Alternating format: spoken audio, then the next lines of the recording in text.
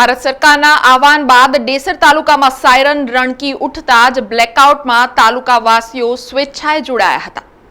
જમ્મુ કાશ્મીરના પહેલગામમાં થયેલા આતંકવાદી હુમલા બાદ ભારતીય સેના દ્વારા પાકિસ્તાનમાં એર સ્ટ્રાઇક કરવામાં આવી હતી અને ભારતીય ડિફેન્સ મિનિસ્ટ્રી દ્વારા સમગ્ર દેશ, રાજ્ય, શહેર અને જિલ્લામાં મોક ડ્રીલનું આયોજન કરવામાં આવ્યું હતું અને યુદ્ધ જેવી પરિસ્થિતિ સર્જાય ત્યારે કેવી રીતે બચાવવામાં સુરક્ષિત સ્થળે પહોંચી શકાય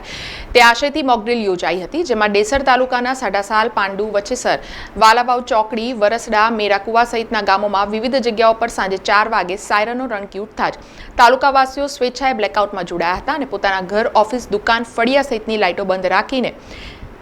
મોક ડ્રીલમાં જોડાયા હતા। મોક ડ્રીલ દરમિયાન ડેસર મામલતદાર સચિન પટેલ,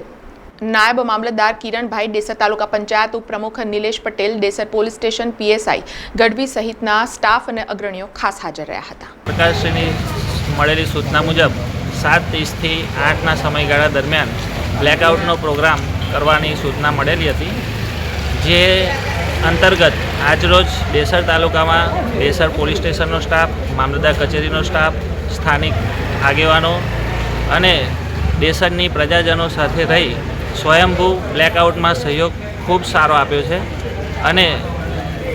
અચાનક આવી પડે એવી આપત્તિનો કેવી રીતે સામનો કરવો એ બાબતે પબ્લિકને અવગત કરેલી છે અને પબ્લિકનો સંપૂર્ણ સહકાર મળ્યો છે અને બ્લેકઆઉટ પણ